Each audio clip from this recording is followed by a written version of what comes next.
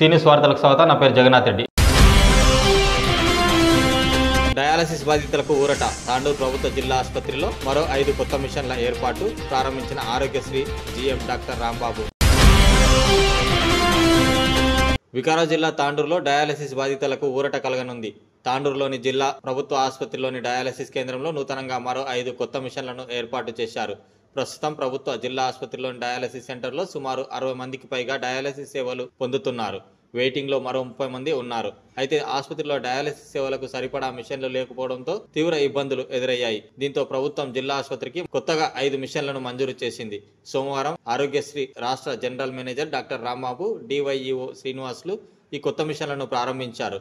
ఈ సందర్భంగా వారు మాట్లాడుతూ తాండూరులో ప్రస్తుతం 60 మందికి కేవలం 8 మిషన్లు వినియోగిస్తున్నారని తెలిపారు. సరిపడా మిషన్లు లేకపోవడంతో ఇబ్బందులు ఎదురవుతున్నాయని, ఈ మేరకు ప్రభుత్వం కొత్తగా 5 మిషన్లను మంజూరు చేయడం జరిగిందన్నారు. ఈ మిషన్లతో డయాలసిస్ బాధితులకు మెరుగైన వైద్య సేవలు అందించేలా దృష్టి సారించడం జరుగుతుందని తెలిపారు. ఈ మిషన్ల వల్ల ప్రస్తుతం ఉన్న 60 మందితో పాటు వెయిటింగ్లో ఉన్న మరో 30 మంది బాధితులకు సేవలు అందుతాయన్నారు.